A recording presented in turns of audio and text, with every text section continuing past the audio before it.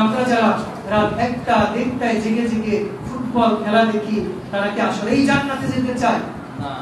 ওদেরকে দেখবেন যে রাত 1টা 2টা 3টায় হঠাৎ করে প্রচন্ড চিল্লাচিল্লি শব্দ শুনবে, ফজরের সময় একজন মুসল্লি কমে আছে না?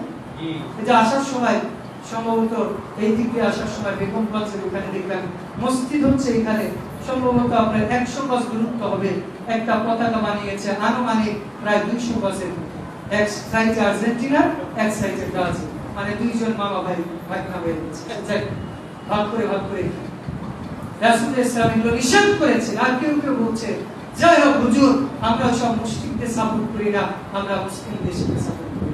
আমি বলি মুসলিম দেশকে কাবার ইমামও যদি আজকে বলে যে এই ফুটবল খেলা জায়েজ, কাবার ইমাম মিথ্যা বলেছে।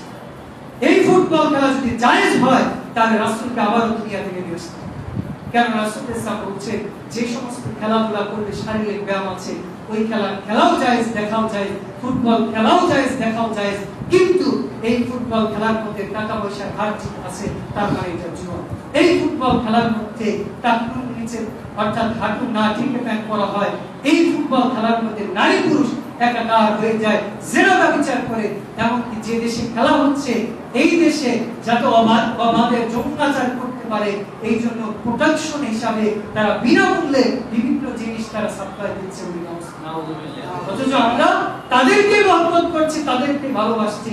এই তো মাত্র 10 দিন আগে একটা ছেলে পতাকা ঝুলাতে যে কারেন্টে শর্টকে মারা গেছে, এটা কি ভালো মৃত্যুর লক্ষণ? না। ও যে জাহান্নামে যাবে, আল্লাহ মাফ করুন যদি আমি ভুল না বলি, রাসূলের হাদিসের বিবরণে যেটা বোঝা যায় ও জাহান্নামে যাবে, এটাই মানে 100%। এখন আল্লাহ চাইলে হয়তো মাফ করে দিতে পারেন, কিন্তু ওর যে মৃত্যু হয়েছে মুশরিকদের পতাকা ঝুলাতে যে, তাহলে হয়তো আল্লাহর অন্য আমলের কারণে মাফ করলেও করতে পারে। তবে আপনাদেরকে নসিহত যে এই সমস্ত ফুটবল, ক্রিকেট বা এই জাতীয় যে খেলাধুলা রয়েছে এগুলোকে আমরা দেখবো না। কষ্ট পেলে না, মানে একটু জোরালো ভাবে কথা বললাম, ঘুমিয়ে বললাম, একটু কষ্ট পেয়েছে না? কষ্ট পেতে হবে, কারণ আপনি যেহেতু মুসলিম, জান্নাতে যেতে চান। আমরা যেহেতু মুসলিম দেশ, আমরা যেহেতু বাঙালি, আমরা প্রথম পরিচয় মুসলিম, দ্বিতীয় পরিচয় বাঙালি। আমরা যদি বাঙালিও হই, মুসলিম দেশে আপনি বিজাতিদের পতাকা কেন ঝুলাবেন? আমরা বলি যে আমি বাঙালি, বাংলাকে ভালোবাসি, পয়লা বৈশাখ করি, এই করি সেই করি, তো তোমার বাড়ির উপর আর্জেন্টিনা, ব্রাজিলের পতাকা, তোমার বাড়ির উপর বিদেশি জার্মানির পতাকা কেন, স্পেনের পতাকা কেন? তার মানে তুমি যে দেশকে ভালোবাসো না, এটাই।